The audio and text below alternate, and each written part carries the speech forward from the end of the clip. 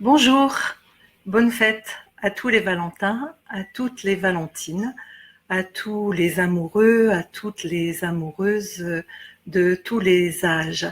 Désolée pour ce petit retard, nous avons eu pour changer quelques 15 centimètres de neige dans la nuit de la Saint-Valentin à Autran. Donc j'espère que vous m'entendez bien et j'espère que nous pourrons aller au bout de ce direct Facebook. Je suis très heureuse et je vous souhaite la bienvenue autour de ce thème que sont les émotions liées au couple et liées aux sentiments amoureux. Alors c'est un thème que j'affectionne tout particulièrement parce que qu'y a-t-il de plus important dans la vie que l'amour ?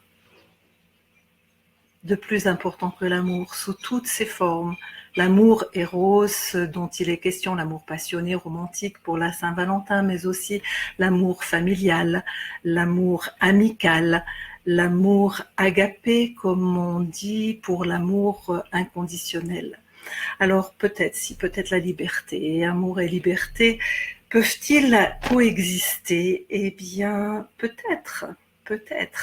Nous allons voir comment les faire coexister, en tout cas dans ce direct Facebook. Alors bonjour aux premiers qui me rejoignent, qui nous rejoignent. C'est toujours un plaisir de vous voir arriver sur ce direct et nous prendrons un temps pour échanger bien sûr sur le sujet. Alors en France, on dit qu'on tombe amoureux. Au Canada, on dit on monte en amour. Alors qu'est-ce que vous préférez, vous ? Tomber amoureux ou monter en amour ? Monter en amour, c'est comme monter en voiture, c'est partir en voyage, dans un voyage dont on espère, en général, qu'il durera plus de 3 ans, puisque c'est la durée communément acceptée de durée moyenne d'un amour. Alors, montons en amour ensemble dans ce direct Facebook en regardant comment nos émotions peuvent nous montrer la voie V-O-I-E, être la voie VOIX des contentements ou des mécontentements de notre âme. Et pour commencer, bien sûr, quelle est l'émotion principale que nous allons rencontrer tout au long de ce voyage, Eh bien entendu, c'est cette peur archaïque fondamentale, cette peur de souffrir, cette peur de faire souffrir, cette peur de perdre. Alors déjà là, pour ceux d'entre vous, je vois qu'il y a plusieurs naturopathes qui nous ont rejoints, il y a des résonances qui se font avec certains élixirs floraux et en tout premier avec l'élixir floral d'alchimie argentée, quand cette souffrance remonte à une rupture du lien d'amour avec la maman dans la première enfance, ou quand ce premier amour matriciel ne se passe pas aussi bien qu'il pourrait, eh bien, nous allons avoir un bagage un peu lourd déjà pour partir. Donc peur de perdre le contrôle, surtout peur de perdre le contrôle. Et avec des grands élixirs floraux, une fleur de bac que vous connaissez tous, qui est le prunus, la peur de perdre la maîtrise, mais d'autres dans les élixirs floraux contemporains comme la bistorte, qui permet de rester centré sur soi tout en tenant compte de l'autre et des autres de façon plus générale, ou le figuier, grand élixir floral du contrôle de soi, de l'armure, d'un manque d'estime de soi au fond, qui est recouvert par un masque de rigueur et d'exigence. Figuier dans le sentiment amoureux et dans cette peur de perdre le contrôle me paraît être un élixir fondamental. Je suis rentrée assez vite dans le vif du sujet, vous voyez, pas besoin de me pousser beaucoup.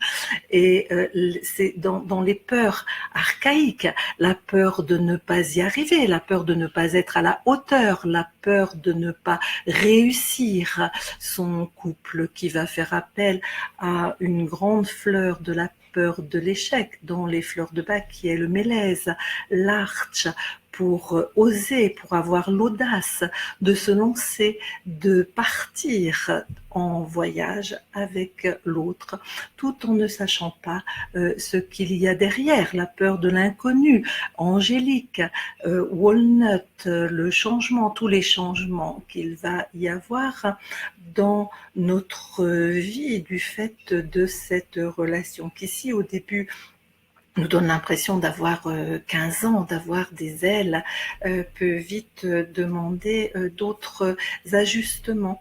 Eh bien, Walnut le noyer va pouvoir nous aider. Mais revenons à la peur de ne pas réussir son couple, qui repose aussi sur un manque de confiance en soi, un manque d'estime de soi. Et là, on ira chercher des fleurs en élixir floral comme Mimulus, le Mimulus jaune de Bach, qui fait référence à toutes nos peurs quotidiennes, connues, nommées, conscientes, mais également à un tempérament timide, à un type de personne plutôt timide, de même que le bouton d'or dans les élixirs floraux contemporains qui se compare et qui se trouve forcément se comparant plutôt moins bien, en tout cas dans cette peur-là de ne pas être à la hauteur. Mais est-ce qu'une fleur, quand elle pousse, quand elle s'épanouit, se compare à la fleur d'à côté? Est-ce qu'elle se dit qu'elle va être mieux ou moins bien? Elle s'épanouit en toute simplicité. Et c'est le message du bouton d'or. Alors, parmi les peurs, ces grandes peurs que peut susciter en nous une relation amoureuse, il y a aussi, bien sûr, la peur de l'intimité, la peur de la sexualité. Et pour cette peur bien liée au couple et aux sentiments amoureux, eh bien, on va utiliser un autre mimulus que le mimulus jaune, et qui est le mimulus orangé. Et ce mimulus orangé, bien sûr, il pourra être complété d'autres élixirs floraux d'image de soi. Je pense là présentement à Crabapple, le pommier sauvage, qui a une mauvaise image de lui-même, qui se dit mal dans sa peau, et pour qui la relation d'intimité peut même provoquer une émotion de dégoût.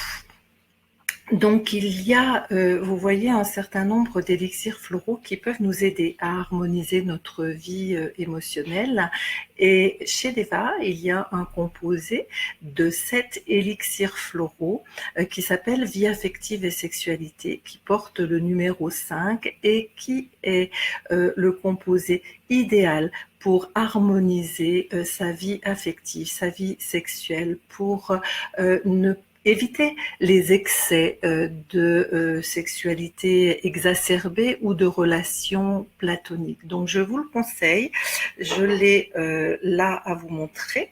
Vous savez que l'élixir floral se prend par voie orale, 3 à 4 gouttes, 3 à 4 fois par jour, et qu'il peut également se mettre dans un bain, se mettre sur une partie du corps, même directement sur la peau, et en particulier au niveau du plexus solaire et du chakra du cœur, s'agissant du sentiment amoureux. Alors dans ce composé floral, il y a une fleur qui va répondre à une autre émotion que la peur, c'est cœur de Marie. Cœur de Marie, vous voyez la fleur de cœur de Marie, ça serait la fleur qu'on aurait pu prendre comme emblème là pour... voilà, je suis pas très douée avec mes mains, il faudra que j'apprenne à dessiner un cœur. Alors je vous laisse imaginer un cœur rose avec une petite goutte qui tombe de de ce cœur, et cœur de Marie, ça aurait pu être l'emblème de ce direct Facebook. Et c'est l'élixir floral pour préserver la liberté, l'autonomie de chacun, pour avoir la juste distance. Dans la relation du couple, c'est un peu je m'approche et tu t'éloignes, je m'éloigne et tu te rapproches. Trouver la bonne distance, c'est un enjeu majeur pour la réussite du couple. Et pour trouver cette bonne distance, eh bien, Cœur de Marie est l'élixir, je dirais, numéro un. C'est pas un élixir qui est seulement pour les séparations, c'est vraiment un élixir pour toutes les dépendances affectives. Alors bien sûr, il n'est pas le seul. Il y a également chicorée dans les fleurs de bac. Dans les fleurs de bac, il y a au moins 2 fleurs majeures pour garder la bonne distance, c'est chicorée et red chestnut.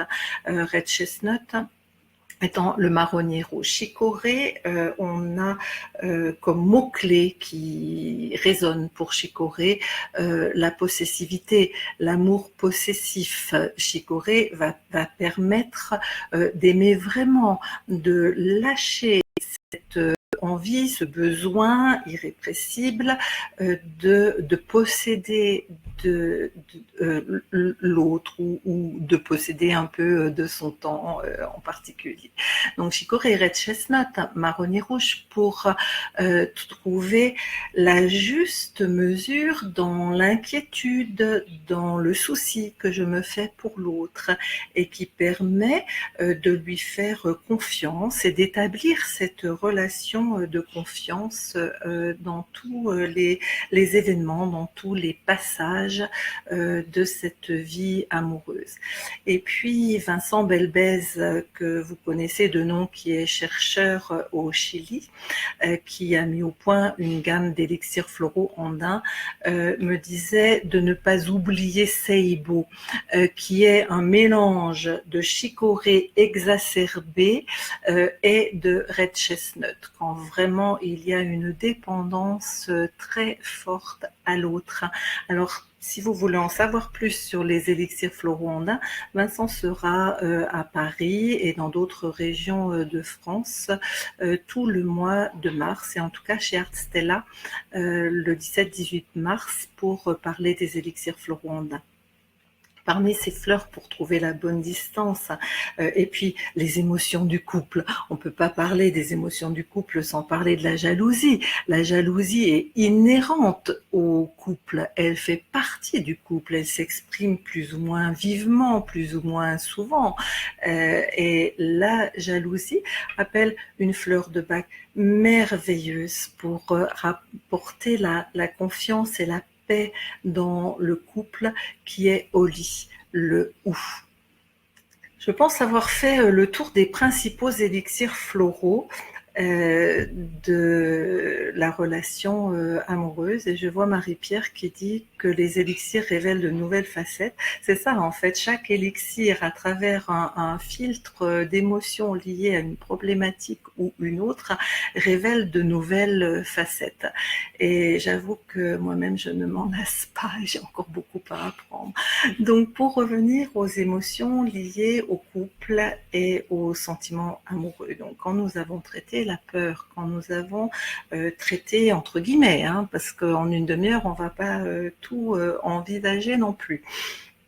Chaque histoire est tellement singulière, mais nous pouvons parler du manque de communication, de toutes les frustrations, de toutes les colères liées au non-dit, ou toutes les paroles agressives qui dépassent bien souvent ce que l'un ou l'autre voulait exprimer. Alors, élixirs majeurs dans les problèmes de communication qui sont tous les deux contemporains. Ce sont l'élixir floral de calendula et l'élixir floral de gueule de loup. Élixir floral de calendula pour favoriser l'écoute, pour ouvrir un espace d'écoute de l'autre vrai, véritable, attentif, attentionné, centré sur l'autre et non pas sur soi, et avec la douceur du calendula. gueule de loup, pour lâcher la parole agressive et entrer dans une parole vraie. Alors bien entendu, tout un travail est à faire en amont. Si la personne arrive à dire des choses qui la dépassent ou qui ne sont pas ce qu'elle aurait voulu exprimer à l'autre à un moment donné, c'est peut-être qu'elle n'a pas su communiquer en toute authenticité. Et communiquer en toute authenticité va demander d'aller travailler avec l'élixir floral d'Aigremoine. Pas faire semblant d'être satisfait, d'être content, mais bien dire, et dans le sentiment amoureux aussi, quels sont ses propres besoins, quels sont ses envies, c'est très important. Et toutes les fleurs de communication qui vont nous dégager au niveau de la gorge, comme violette d'eau, comme violette des bois dans les contemporaines, qui vont permettre de sortir d'une sorte d'enfermement par peur de la relation avec l'autre, eh bien, vont permettre de s'exprimer. Et puis, n'oublions pas dans les émotions liées au couple et aux sentiments amoureux, la culpabilité. Et attention à la culpabilité. C'est une arme redoutable, la culpabilité. C'est une arme dont on se sert dans toutes les oppressions. Donc, soyons attentifs à ne pas nous sentir coupables et à ne pas aller chercher l'autre dans sa culpabilité. 2 élixirs majeurs pour la culpabilité que sont Pine, l'élixir de pin sylvestre, et Hysope, l'élixir d'Hysope. 2 élixirs qui vont permettre de travailler en profondeur tous les moments où nous allons éprouver ou chercher à faire éprouver de la culpabilité à l'autre. Parce que c'est un fait, pour moi en tout cas, que ce n'est pas l'autre qui doit changer dans le couple quand quelque chose ne va pas, mais c'est bien soi-même. Et c'est là le merveilleux du couple, le couple qui est un creuset pour travailler sur soi, travailler le relationnel, découvrir sans cesse de nouvelles facettes de soi, et souvent inexplorées jusqu'au moment où on les découvre grâce à l'autre. C'est un peu l'histoire, le conte de fées, du baiser du prince qui réveille la princesse endormie, et la princesse se réveille. Eh bien, des émotions enfouies, endormies, des facettes de nos personnalités peuvent se révéler sous le regard, dans l'amour de l'autre. Le je devient nous et le nous devient je, et nous donne accès à la connaissance. Voilà, dans le partage vraiment de cœur avec vous, ce mot de connaissance qui, au-delà de notions intellectuelles qu'on trouve dans tous les livres, eh bien, nous entendons connaissance, naissance avec, sous le regard de l'autre, je peux naître à moi-même et je peux aider l'autre à naître sous mon regard, sous mes paroles, avec tout ce qui est échangé dans le couple. Alors, bien sûr, je jette un coup d'œil. Bonjour Valérie, ça me fait plaisir que vous soyez là aussi. Donc, dans le couple, eh bien, ce qui est important, c'est de savoir entretenir, réveiller, comme le prince Abel au bois dormant, toujours, et pas seulement le jour de la Saint-Valentin, réveiller le sentiment amoureux. Alors, il y a sur le blog d'Eva, blog que vous connaissez sûrement, mais dont je rappelle les coordonnées, c'est exprimerlemieurdesoi.fr, le tout en minuscule.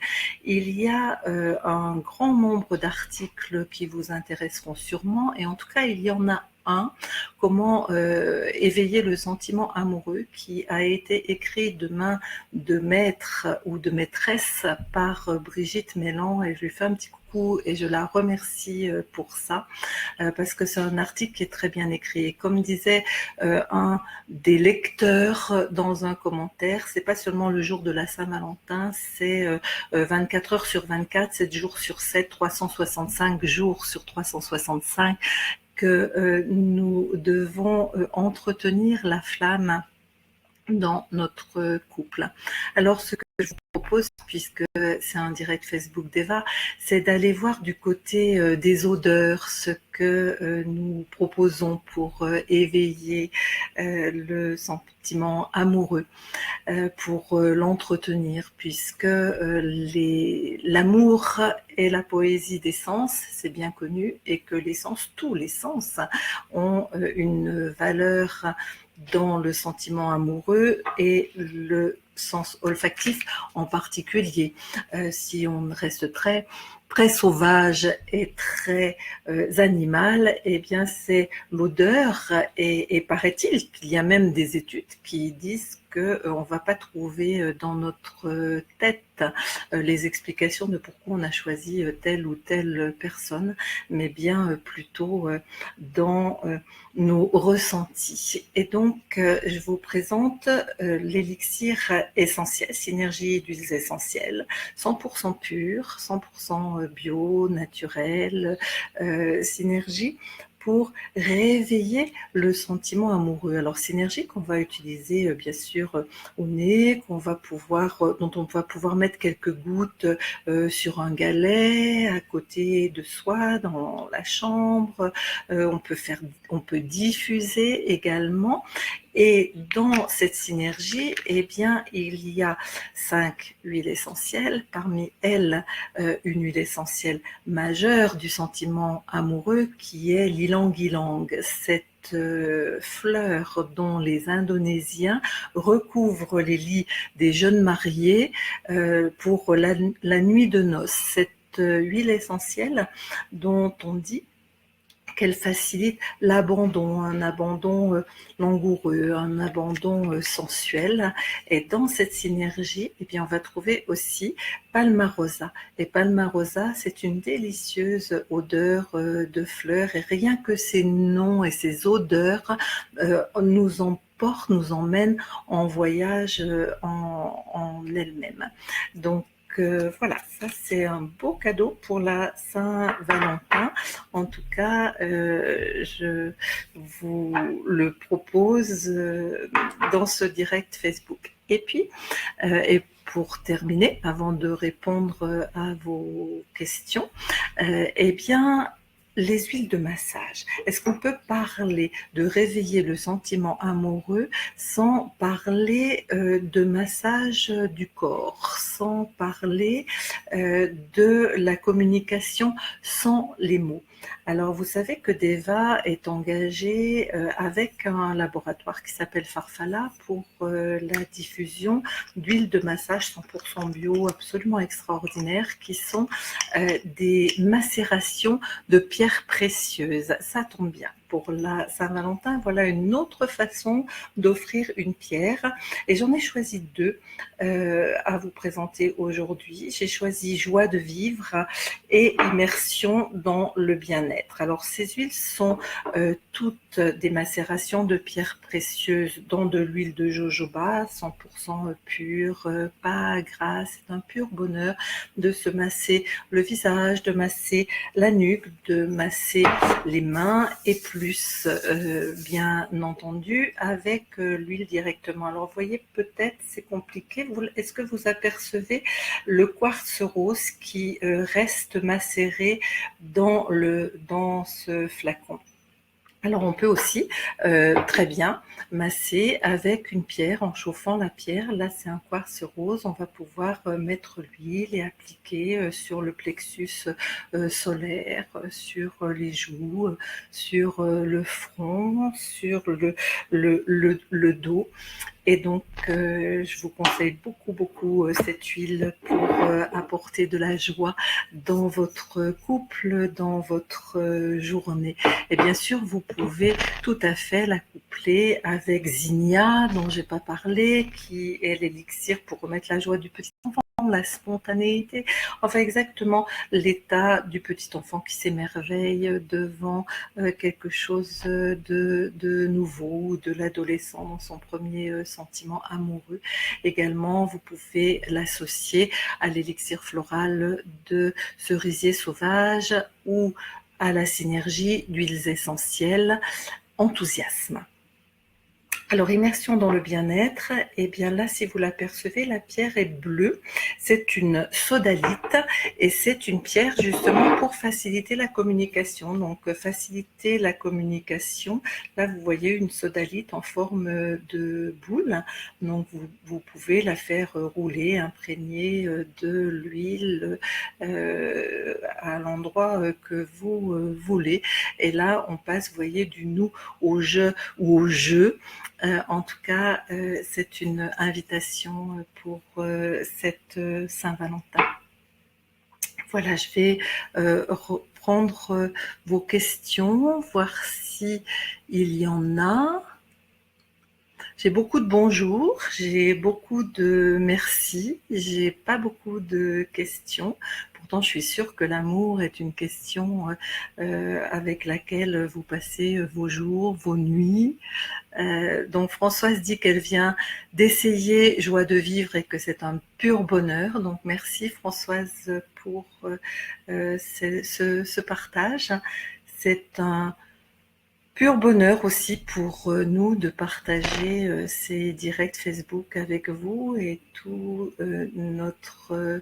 notre amour, disons-le comme ça.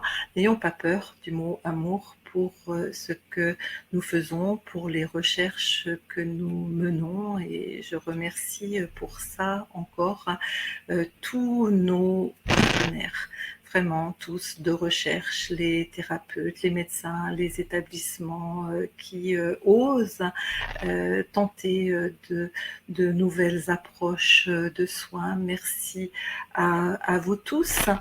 Et en conclusion, si vous me le permettez, je prends encore une minute pour conclure. En plus, j'avais commencé en retard et je vais prendre mon papier parce que là, je voudrais vraiment rendre hommage et honneur à une femme qui s'appelle Paul Salomon, qui a écrit un livre magnifique que je vous conseille, sûrement beaucoup le connaissent, qui s'appelle La femme solaire. Et quelque part dans son livre, je ne saurais pas vous dire où, mais je chemine avec cette phrase depuis longtemps. Paul dit « Chaque être est une fleur en éclosion sous le soleil et la conscience de l'autre ». Voilà, je vous laisse méditer cette phrase magnifique. Chaque être est une fleur en éclosion sous le soleil et la conscience de l'autre. Et je fais un petit coucou à mon Valentin. Et je lui envoie toutes mes pensées d'amour, puisque c'est mon Valentin depuis bientôt 40 ans, mais nous ne passons pas la Saint-Valentin ensemble. À bientôt à tous. Le prochain direct Facebook aura lieu le 14 mars sur les émotions de la femme. Donc, vous imaginez combien c'est un sujet qui va me passionner tout autant. Merci à tous. À bientôt. Au revoir.